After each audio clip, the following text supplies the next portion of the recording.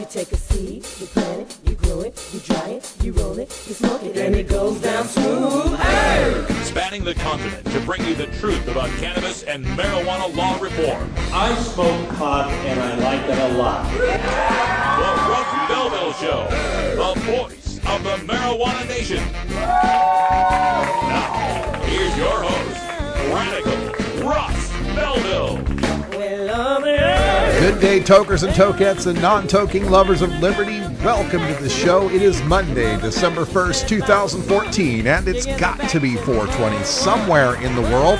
So glad you could join us today for the internet's best news and interviews show concerning the green rush of marijuana, the growing truth about cannabis, the continued spread of marijuana freedom from coast to coast and everywhere in between. We will be here for all of it, and we thank you for being here for these first 499 shows. That's right. Tomorrow is show number 500 of the Russ Belville Show. Really excited for tomorrow's show and this milestone, making it, 500 shows independent. Thanks to you and your support. Thanks to our sponsors. Please patronize our sponsors and make sure they know that you support the Russ Belville Show and independent marijuana media. And if you can, join up and become a VIP member of 420 Radio. That helps keep us on the air. You can visit 420radio.org/donate, make a one-time donation via PayPal, or sign up for a membership, get a recurring monthly donation. That helps us pay for the bandwidth, the rent, and all of the expenses necessary to travel to what's going to be this year, coming up in 2015, 6 Cannabis Cups in the United States: Denver, Seattle, Northern California, Southern California, Denver, and Michigan. We will be at all of them, and we are seeking out name sponsors. If you would like to have your name on our booth at 6 American Cannabis Cups and have us tell people there at the event about your product and service and let them know that you're a sponsor of the Russ Belville Show, we need to talk. You can get in touch with me through social media just about everywhere under Radical Russ. All right, let's talk about today's show. Dr. Mitch Earlywine is joining us at 1:30 for our regular cannabis Q&A. Dr. Mitch joins us every Monday to take your live questions on cannabis science, culture, history, and health. And today we're taking a look at a new study that shows that marijuana is an excellent treatment for post-traumatic stress disorder as well as Alzheimer's disease. So we'll ask Dr. Mitch about that when we get to the half-past segment. Then in the Radical Rant, we have been looking through the transcripts of the prosecution, the grand jury evidence that was made public in the case of the killing of Michael Brown by Officer Darren Wilson in Ferguson, Missouri. You won't believe how many times the prosecutors brought up marijuana in that prosecution to help paint Michael Brown as some sort of out-of-control, crazed man. Also, we'll talk to Dr. Mitch about the marijuana breath test. You may have heard that story percolating in the news, and a new way to end marijuana addiction being studied at Vanderbilt in Tennessee. So we'll talk to Dr. Mitch about these as well. Also on the show, we're going to go behind the headlines where my friends with New Approach Idaho are taking on America's most pot-hating state, the gem state of Idaho, and my suggestions as to what they might try to do to break through in that deep red state. We've also got some drug war data mining. We're going to take a look at the evaporation, or the excretion, I should say, of marijuana and its metabolites in people in reference to this Ferguson case and some of the statements by the prosecutors to the grand jury there. We'll show what the science says about THC in the blood, but all that comes right after the 420 Radio News. The headlines are next. Stick around. It's the Russ Belville Show.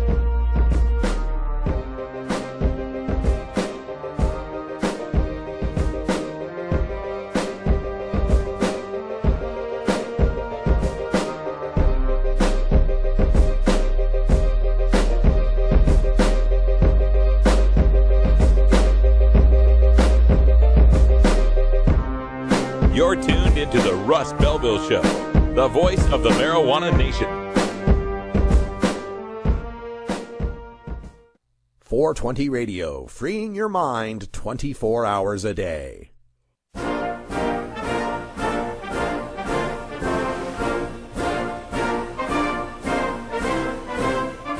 Five of the last 9 major party candidates to run for president, 3 of the last 9 vice presidential candidates, and the last 3 two-term presidents have all smoked pot.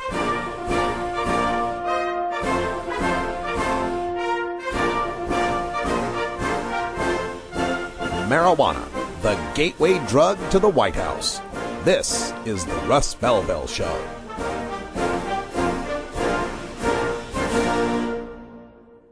Free Weed from Danny Danko, replaying Wednesdays at 1 Pacific on 420radio.org.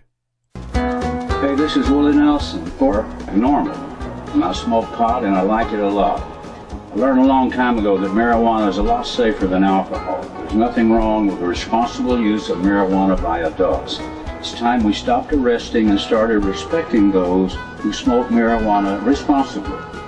To learn what you can do to help, contact Normal at norml.org or call toll-free 888-67-NORMAL.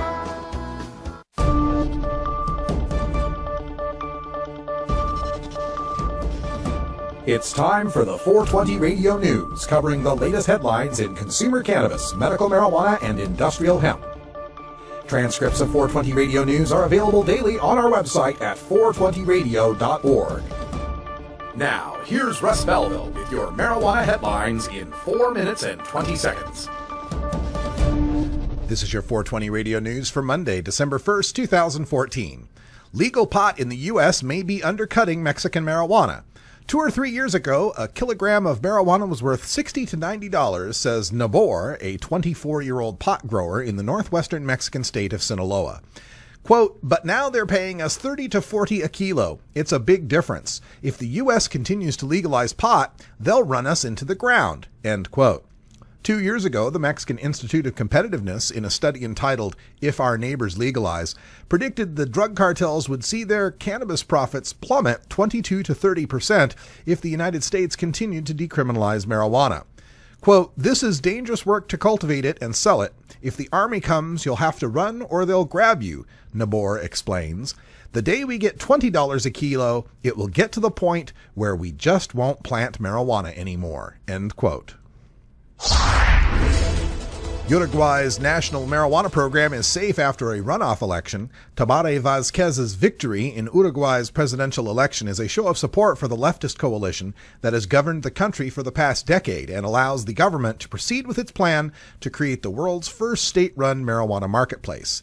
Vázquez, a 74-year-old oncologist who was president from 2005 to 2010, topped center-right rival Luis Lacalle Pou of the National Party 53% to 40% in Sunday's vote. The runoff vote drew international attention after Lacalle Pou promised to undo much of the pioneering plan to put the government in charge of regulating the production, nationwide distribution, and sale of Uruguay marijuana. Vázquez, meanwhile, said he would proceed with it unless it produced negative results. In the first round of voting in October, Vázquez fell just short of an outright victory, getting 48% support against 31% for Lacalle Pou. A Virginia state senator has introduced a bill to decriminalize possession of small amounts of marijuana.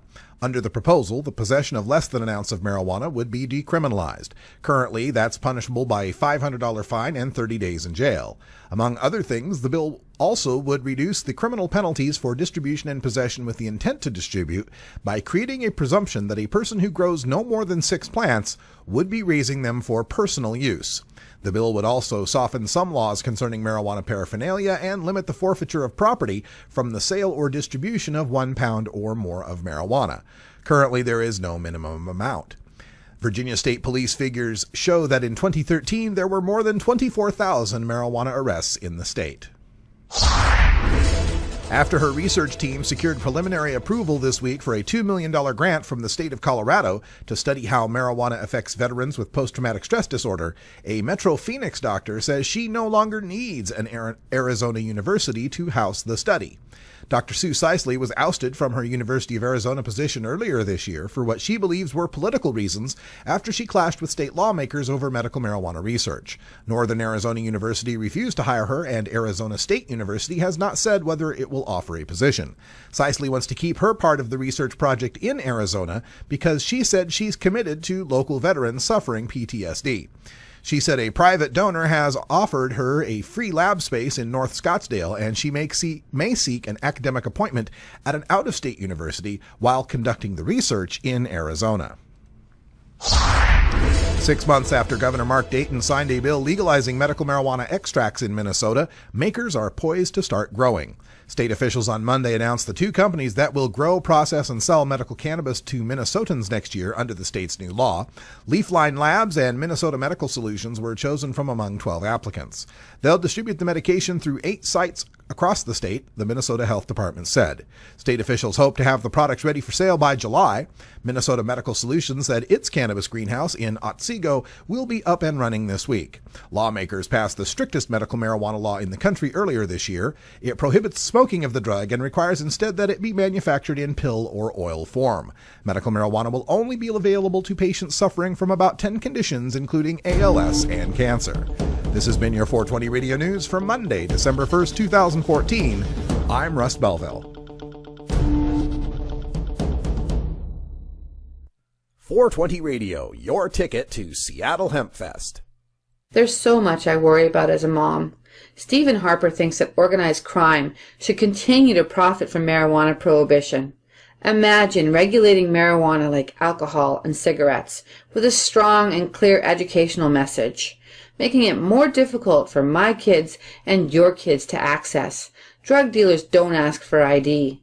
Stephen Harper does not have the kind of judgment we need to protect our children, authorized by the Normal Women's Alliance of Canada. NORMAL stands for Responsible Adult Cannabis Use. If cannabis use is causing problems in your life, consider taking a break or seeking medical assistance. Consider ceasing cannabis use if you have a family history of mental illness. Don't drive or operate heavy machinery while impaired by cannabis use. Cannabis use is not without risks, even though the risks are far less than those posed by legal drugs.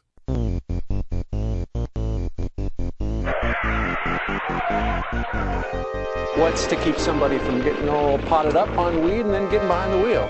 The Russ Belville Show reminds you to never smoke and drive impaired. Hang out for a while. Share.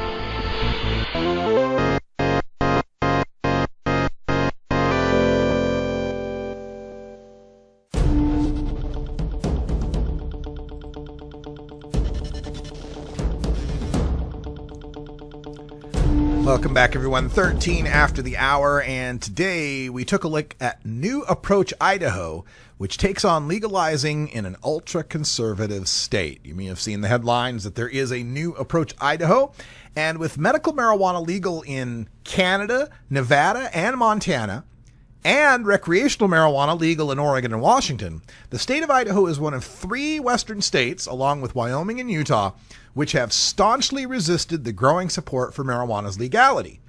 Now, a new group is adopting the framing tactics of successful legalization campaigns from New Approach Oregon and New Approach Washington by calling themselves New Approach Idaho. The group's first Facebook post dates back to July 19th, but only now are the media beginning to report on their activities. The state's largest newspaper, the Idaho Statesman, reports that, quote, New Approach Idaho is focused on allowing medical marijuana, but the long-term goal is full legalization, end quote.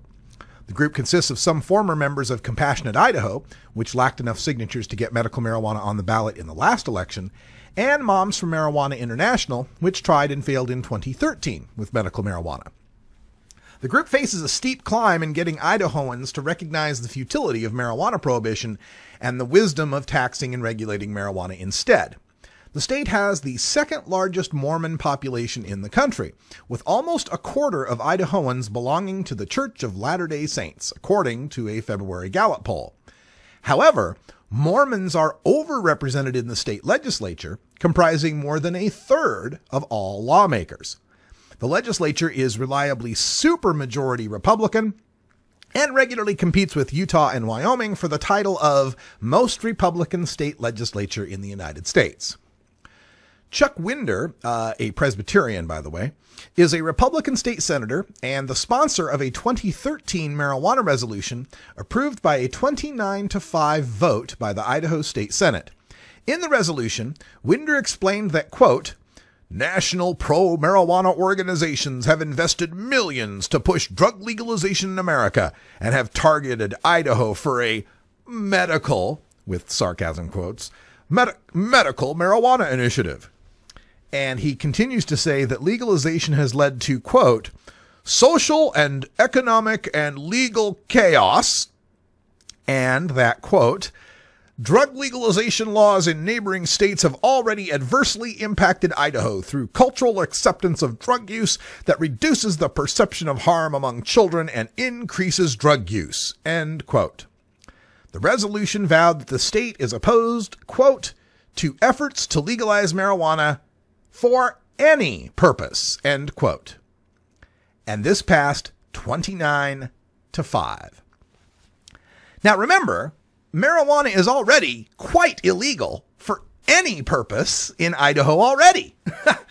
Idaho, in fact, is one of the 3 states, including Wyoming and New Jersey, that offer a misdemeanor jail sentence for merely being high in public, even without marijuana possession. You can get 6 months for merely being high in public. In Idaho, you can do 3 months in jail for merely being someplace where marijuana is stored, even if you never saw it, even if you never knew it was there.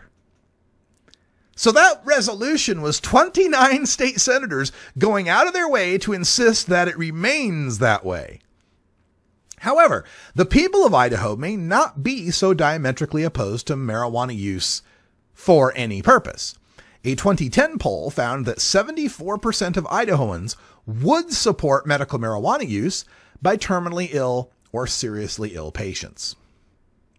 Many of those Idahoans sought out medical marijuana in Oregon. Some, like me and about a dozen other Idahoans I know, left the state of their birth and their families, left them all behind to move to Oregon or to Washington to continue medical marijuana treatments for themselves or for their loved ones.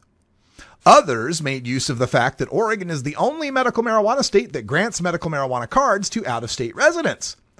So folks would travel to Ontario, Oregon, a town on the Idaho-Oregon border just 50 miles from Boise, for their medical marijuana.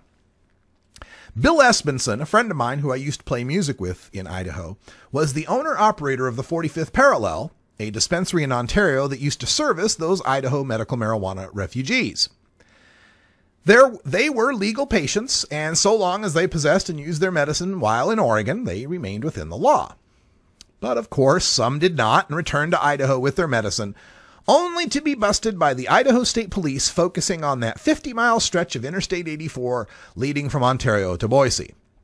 Somehow, there always seemed to be far more people with broken taillights, expired tags, or minor traffic infractions going eastbound on I-84 than westbound. Espenson was busted by Oregon cops who secured authentic driver's licenses with fake names, used them and faked medical records to get authentic medical marijuana recommendations, and used those to get authentic medical marijuana cards. Espenson's dispensary checked all the IDs and cards, having no way of knowing the police were using fakes, and then traded them medical marijuana for a suggested reimbursement for supplies and utilities, all perfectly legal under the medical marijuana law. But the prosecutor instead painted that as sales instead of reimbursements, and Espenson was convicted of felonies. While Espenson's trial was ongoing, Oregon passed legislation that explicitly made legal all his activities, and legal dispensaries that operated just like his began operating, and while he sat for over 4 months in a prison cell. Well, now Bill Espenson is one of the leaders of New Approach Idaho, telling the Idaho Statesman that Idahoans suffering from medical ailments shouldn't have to worry about being arrested for possession. Espenson said, quote, "If we regulate it, then much of it will be off the streets. Prohibition has failed," end quote. Good luck, Bill Espenson, Sarah Frank, and all the folks from New Approach Idaho. You're going to need it. That and a whole lot of money. So folks, if you can help them out, look up New Approach Idaho on Facebook, like their page, share it with friends, and let's kick that red state into the green, shall we? Well, excuse me! All right, Steve Martin. That's an old clip.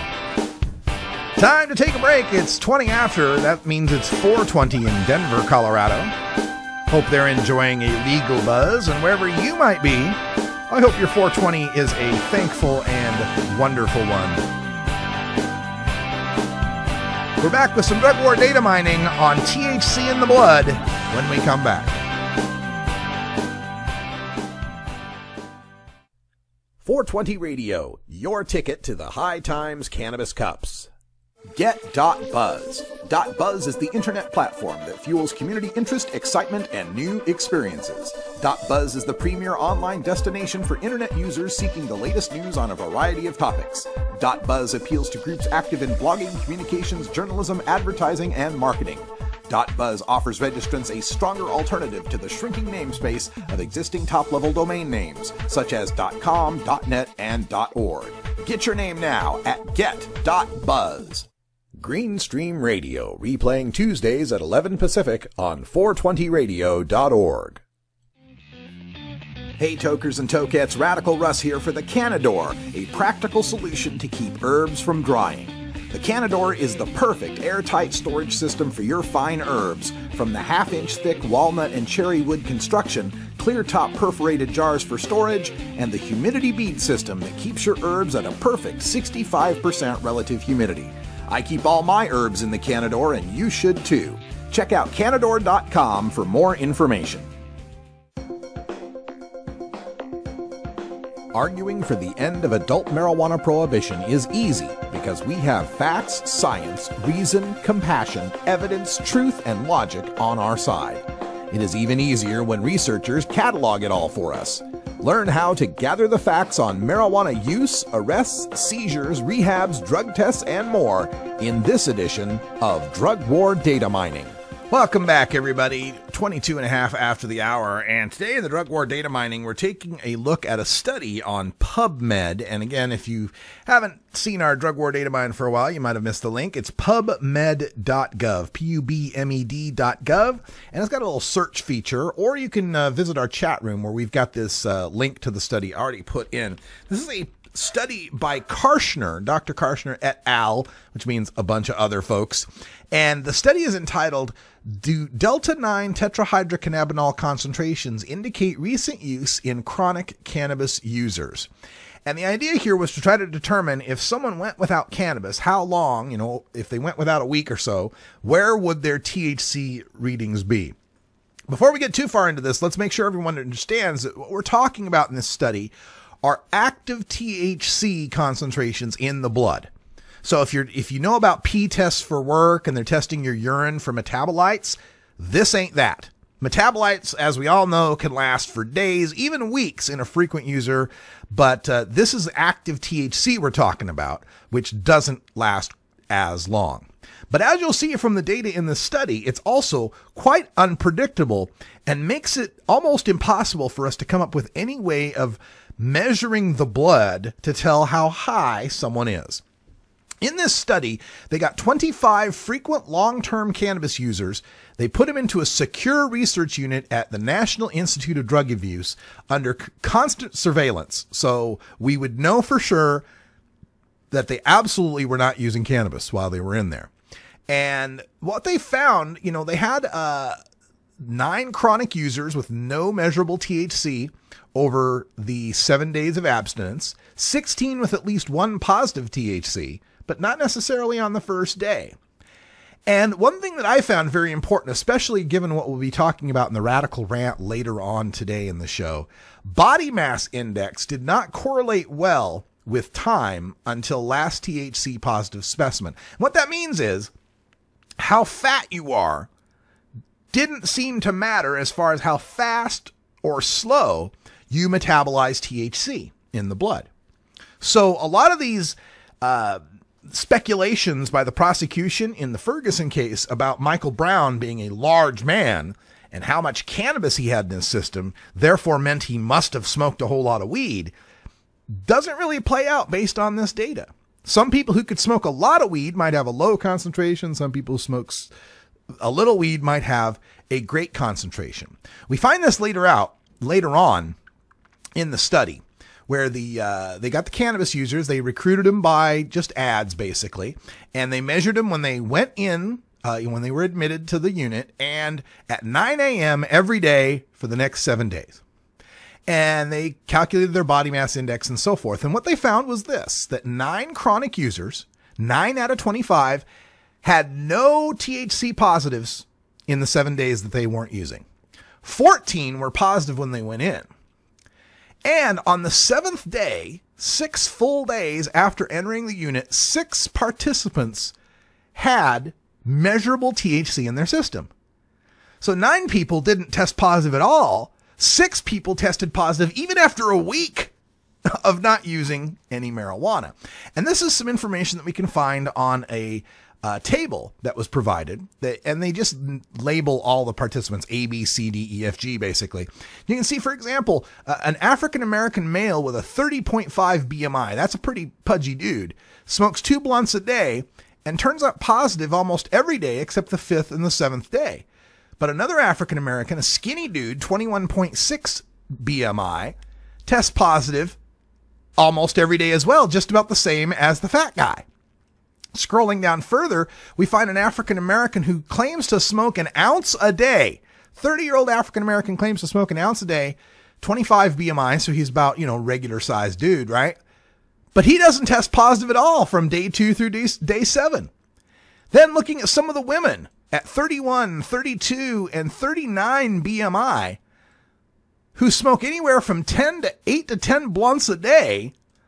One of them's testing negative all the days. Another one's testing positive every day.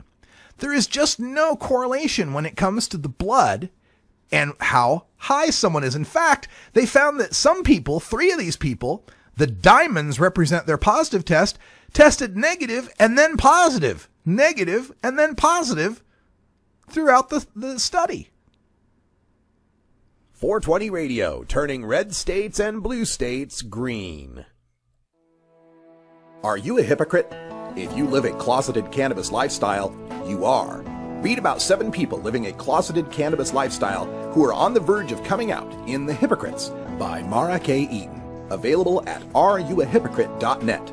You can purchase the book on Amazon and Barnes & Noble, also available on iTunes. Check out Mara K. Eaton on Facebook as well. Learn more at areyouahypocrite.net. Tokers, there's no good reason to get your dog stoned. While it might not harm them physically, imagine being a dog who already begs for treats all day, and then imagine that dog having the munchies. Not cool. Growing plants indoors can be a rewarding hobby, but electricity bills can go through the roof. Then you have to cool down all those big hot lights. It can drive a grower insane. With Lush LED lighting, you can solve many of these issues and double your rewards. Matt and his scientists have developed the perfect light for flowering plants with far less cost and heat. And the results?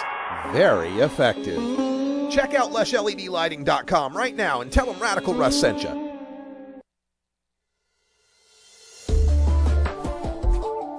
It's time for the Russ Belville Show's Cannabis Q&A with Dr. Mitch Earlywine. Dr. Earlywine is a professor of psychology at the State University of New York at Albany and a leading author and researcher on cannabinoids and health, who pins the Ask Dr. Mitch column for High Times magazine. Get your questions ready in our live chat or call in to 971-533-7111 now. Welcome back, everyone. 29 after the hour, and we've got Dr. Mitch on the line. How you doing, Dr. Mitch? Okie dokie. Glad to have you here, sir. Remind everyone, if you got a question, get it into our chat room. We'll ask it as soon as we can, or you can call in live at 971-533-7111. We always like to start by giving Dr. Mitch the first word to tell us the latest in cannabis science. So what's up, Dr. Mitch? Oh, a couple, 3 studies, as you mentioned. Some coverage from a study back in September about marijuana fighting Alzheimer's disease. I'm happy to elaborate on. Then we've got the work on the marijuana breath test, and then kind of misreported Vanderbilt study suggesting ways to end marijuana addiction that goes a little bit beyond the data. Any of those strike your fancy? Yeah, the breath test one, that's happening up at Washington State University in eastern Washington. Quite interested in that because what we've always heard is that, there's no real good way of detecting whether or not someone's impaired. Is this a situation where if they build the detector, they're just going to set a number so the detector will work? Sad but true. I'm afraid that is the case. And as I've mentioned in the past, I'd rather see some kind of roadside sobriety, ride the unicycle, juggle, whatever, something that can show that people are competent to drive rather than that they have some certain number of nanograms per milliliter of blood, because as we know, daily users can develop a lot of tolerance, and in truth, medical users absolutely have to be above that 5 nanograms per milliliter in order to get, some of the medicinal effects they need. So I feel like this is a step in the wrong direction. I always admire people's technological abilities, but I just don't think that this is going to help with what we really need. Yeah, and what I'm reading on this, they talk about, first marketing it to states that have zero tolerance, where just the detection is enough, and then we can say, hey, now we can bust somebody with that. My thought is that once they have a detector, the next states that want to pass legalization will say, well, since we have a detector, let's make use of it. What differences, if any, are there with them trying to detect out of our breath rather than urine or blood? And specifically with respect to how long would that test be valid? I mean, would this be an argument that, hey, at least it's detecting recent use rather than 2 weeks ago?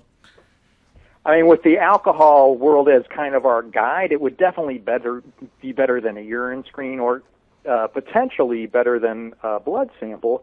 But I again, I've never been a fan of those zero tolerance laws. I feel like depending upon the reliability of any machine, to get a 0 is a completely ridiculous proposal.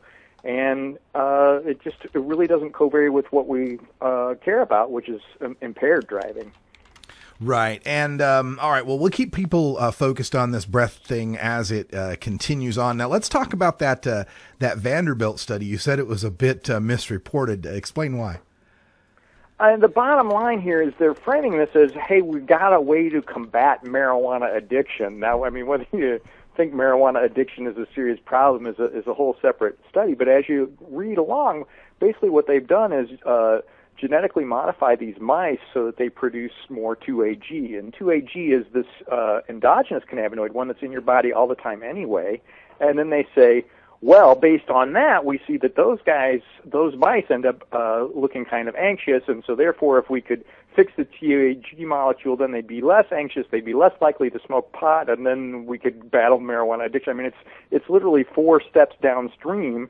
I love that we can alter mice to have them produce more 2-AG and find out more about the endocannabinoid system, but that's independent of any kind of weird clinical implications for an imaginary marijuana addiction. You bring up 2-AG, and that dovetails perfectly into a question from our chat room. Brian wanted to know, what are the endogenous cannabinoids? How many of them do we make, and what are they called? So far, the ones that have the most literature on them are 2-AG and then anandamide, which is from the Sanskrit word for bliss, which is kind of telling. And both of those are pretty much direct agonists of the CB1 receptor, meaning that they get to fire the way basically only an endogenous cannabinoid could. THC is really only a partial agonist. It doesn't really fire the same way. As it turns out, anandamide tends to decay rather rapidly, so it doesn't make the CB1 receptor fire as rapidly as THC does, but THC also doesn't seem to do it with the same kind of magnitude, if you will, with the same sort of big dramatic effect. And so I feel like it's not necessarily some divine plan that cannabis and humans co-evolved, so much as, hey, we happen to find something out in nature that seems to resonate with a system we already had. Excellent. All right. And we also, another question coming in from the chat room from Bob, wanted to know if you know anything about having a medical marijuana card and being on SSI. Can they take your SSI away if you get a medical marijuana card? It's really getting hairy, and it's different in different states, so I can't say, oh, here's how it is across the universe or anything like that. But at least, what a surprise, a couple of the southern states have decided that in order to get any kind of funding, or state support, even unemployment and things like that, you have to pass a drug test, which I think is outrageously crazy and unfair, and kind of implies that drug users are incapable of finding jobs, which we've got tons of data to suggest that's not the case at all.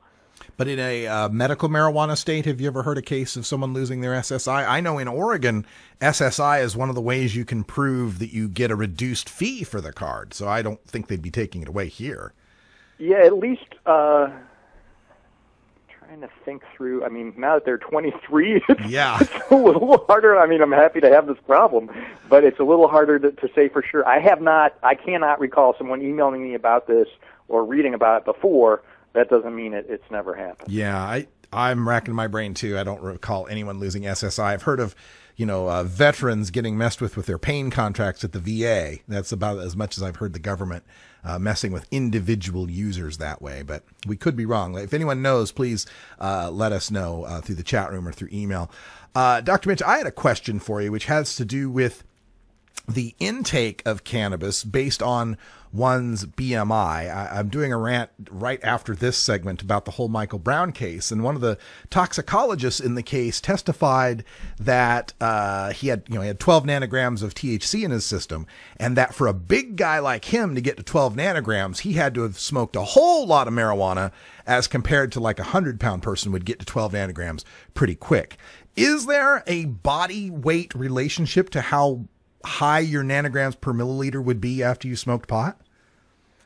No, as it turns out, that's a confusion with the alcohol literature. So anytime you ingest something orally, anytime you're going to have the stomach and the liver involved, you really do have a body mass issue. So, if you and I drank 4 beers, it's way different from some 98-pound person drinking 4 beers, in part because the beer is only going to be distributed in lean body mass, and so they just don't have as much to spread it around. They do end up with higher blood alcohol concentrations. For THC, more leads to higher, but it's nowhere near the same because you're not going through the stomach. You're going from the lungs and then literally right into the bloodstream, that the blood that goes right to the brain and heart, basically. So it's nowhere near the same kind of relation. So in fact, this guy could have spiked above 12 nanograms after a couple of puffs. And in fact, we have some urinary data, at least, to suggest that that's the case for people essentially uncorrected for weight. Regardless of weight, we would expect something like that. It would have implied that he'd been high relatively recently, or that he was a regular user. But I want to emphasize, too, that cannabis doesn't increase aggression. Our laboratory data suggests decreases or has no impact. Yeah, the terminology the toxicologist used in the transcript was a bigger receptacle, and he seemed to be arguing that even if you were smoking, since a 300-pound person has more blood, then if they both smoked the same amount, there'd be a dilution, more of a dilution in the larger person because they have more blood. But that seemed like ridiculous to me.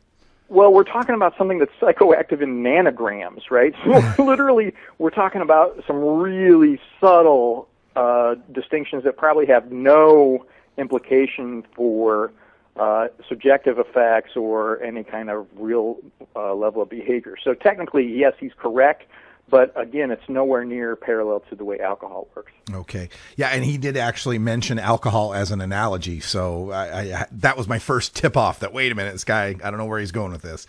No, that's completely misleading. Yeah, let's go to the Alzheimer's data. This was something that, we uncovered earlier this year, back in September, I believe. But for folks that may not have caught that, what can we tell folks about the use of cannabis to treat Alzheimer's? Just as I kind of make fun of folks for going too far from the data in the bad way, we can often go too far from data that are on our side too.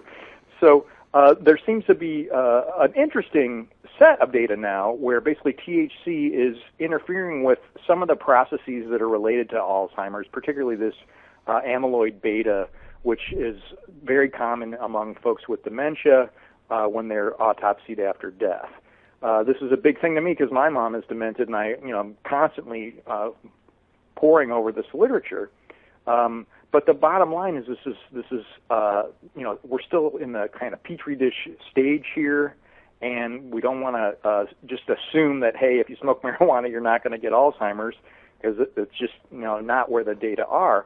I do think this is particularly promising. I like this Gary Wenk quotation because he's the guy who's actually showed that there's neurogenesis that's related to cannabinoids and stuff like that.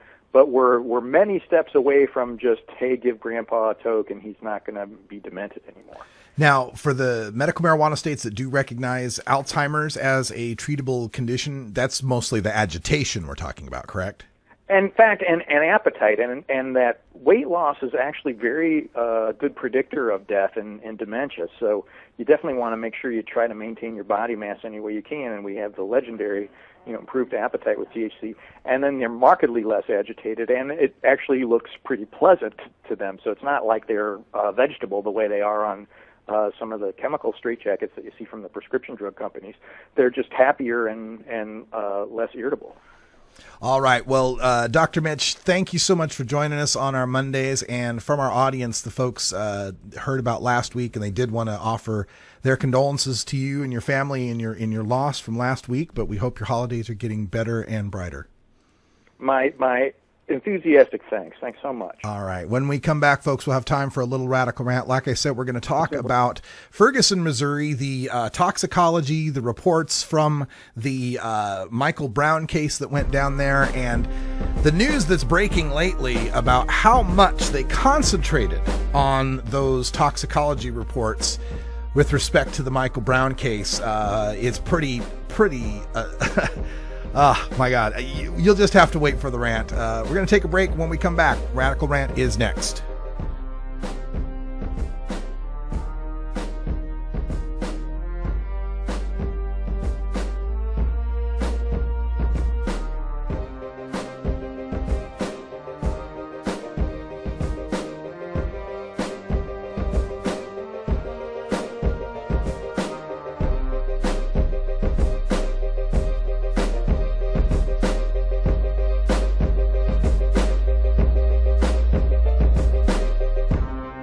You're tuned into the Russ Belville Show, the voice of the marijuana nation. 420 Radio. Tune in, turn on, get highly educated. You know Herb Thrasher from the Herb Thrasher Flower Hour. Now get ready for Herb Age Designs for the proud cannabis consumer. Herb Age Designs, lifestyle gear for the 420 friendly.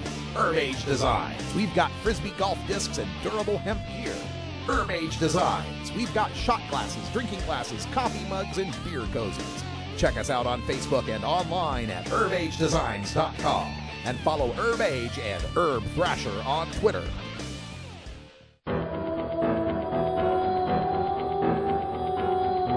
In the interest of fair and balanced journalism, the Russ Belville Show presents the anti-drug public service announcement of the day. Maybe you heard just a little crack is okay. Maybe you heard cocaine can't really hurt you. Well, you heard wrong. There's no home run on cocaine. You get me? Are you listening? Just a little bit of crack or cocaine can be addictive or even kill you. That's the real truth. The lie is, it's the other guy who's going to die. Cocaine, the big lie. Call 1-800-662-HELP. Furnished by Major League Baseball in cooperation with the U.S. Department. This has been the anti-drug public service announcement of the day. To cure this sort of reefer madness, listen to the Russ Belville Show every weekday on 420radio.org. When you are starting up a medical cannabis business, you want a fired-up lawyer who understands the needs of cannabis consumers. The law office of Lauren Vasquez is your fired-up lawyer for the cannabis industry. Visit her website, fireduplawyer.com, or call 1-855-MMJ-LAWS for more information. That's 855-665-5297 for Lauren Vasquez, your fired-up lawyer, or email fireduplawyer@gmail.com. Can't handle the truth. Entirely legitimate topic for debate. You have offended my family. Hey, this is great, man. And you have offended a Shaolin temple. One major responsibility is to encourage people to use less drugs. I know nothing. I support a change in law. to end federal criminal penalties for possession of up to 1 ounce of marijuana. We don't need no stinking budget. Homosexuality,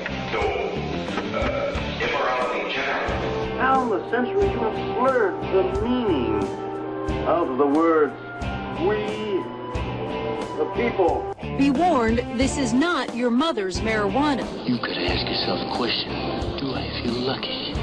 Well, do you, punk? I want to ask you a bunch of questions. I want to have them answered immediately. Surely you can't be serious. I am serious. And don't call me Shirley. Radical Rant.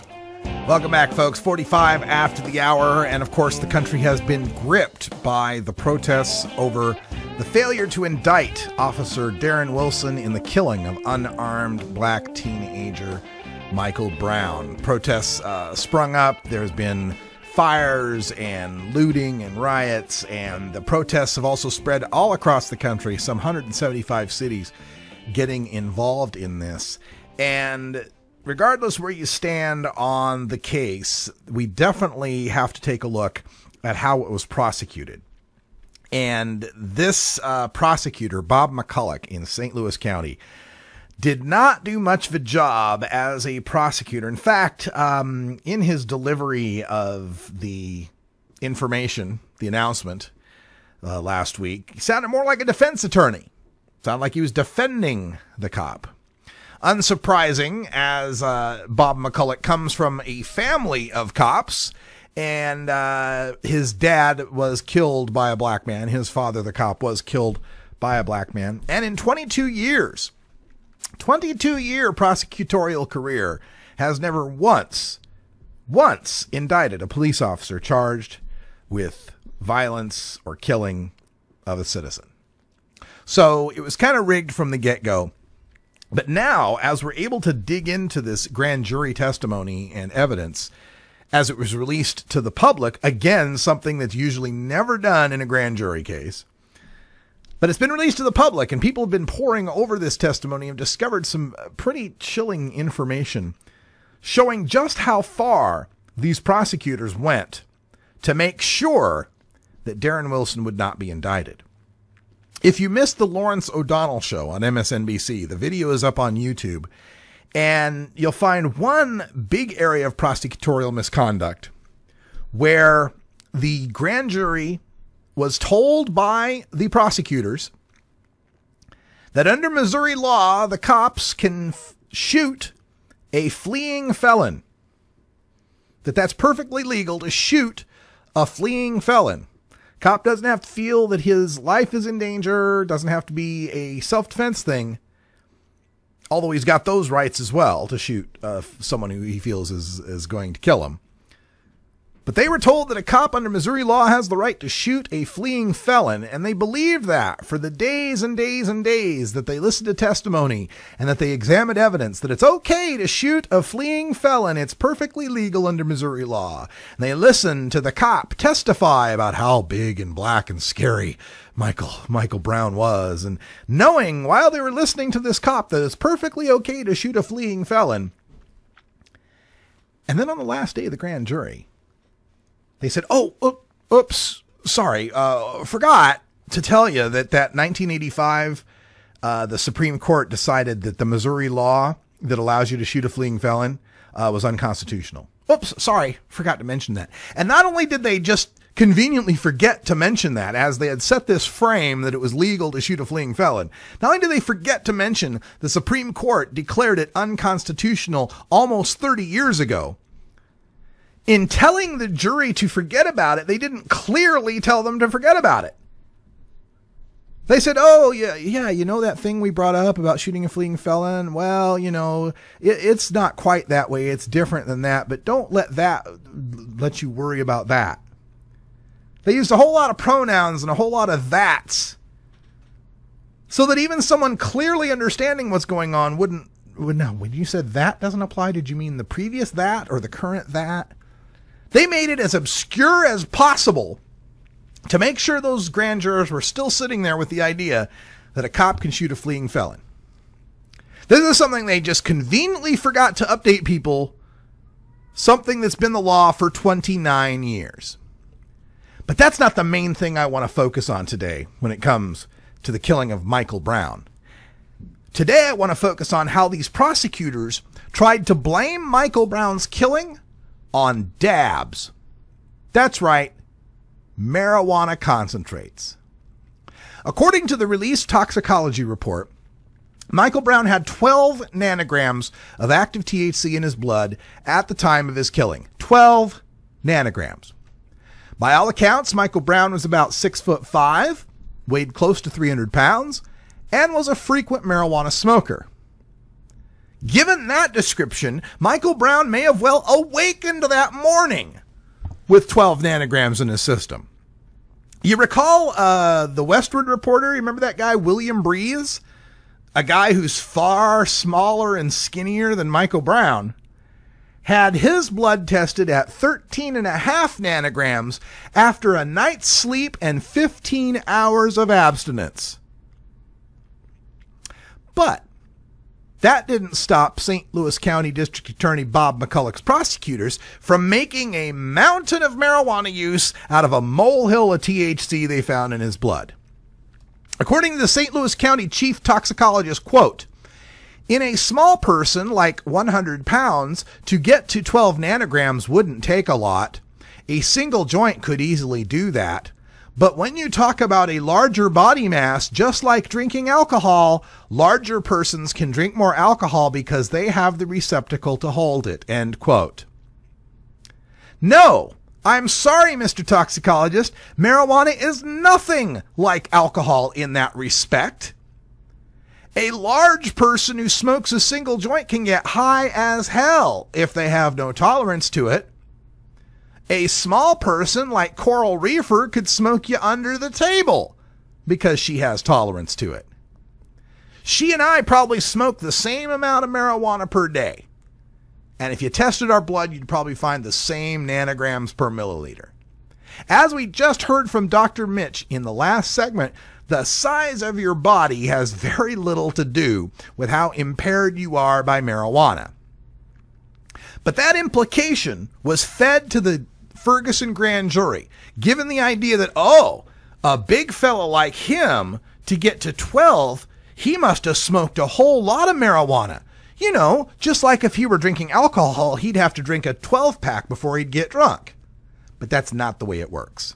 And the implication that he must have smoked a lot of marijuana to get to 12 nanograms is pretty damn specious.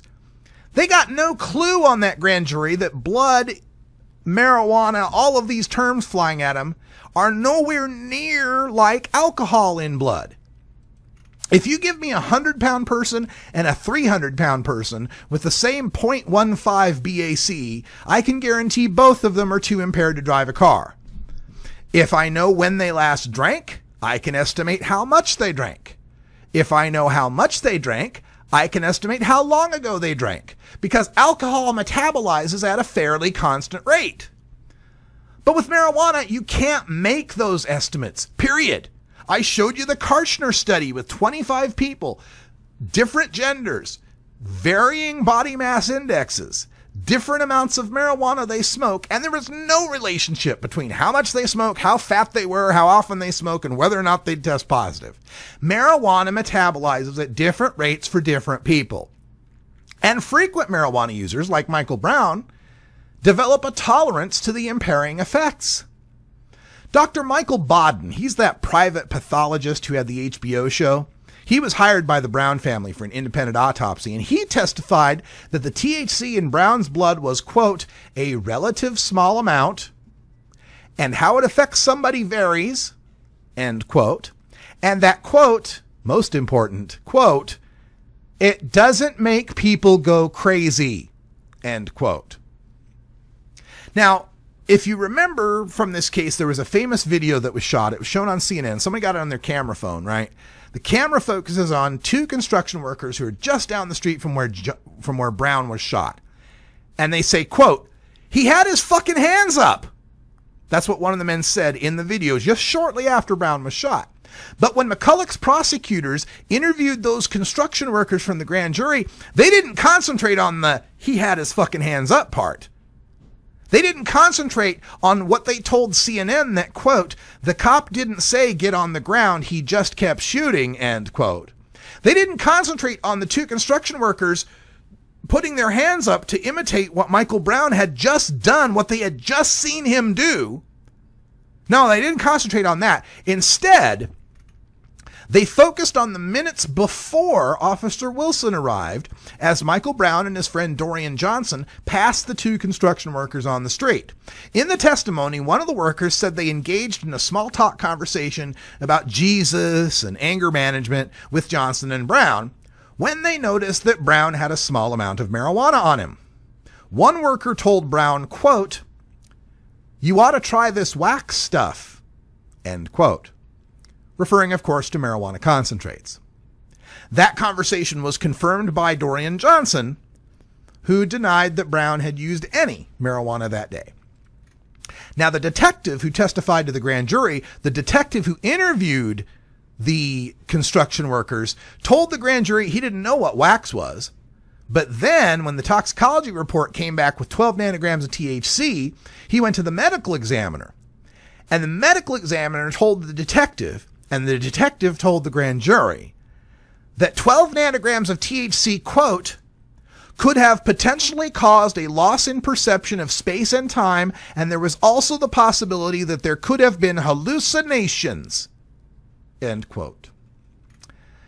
Despite Johnson saying they hadn't used marijuana, despite no marijuana being found on Brown or Johnson, despite the workers both saying they hadn't given any marijuana to Brown or Johnson, the detective told the grand jury he suspected the workers sold Brown some concentrate.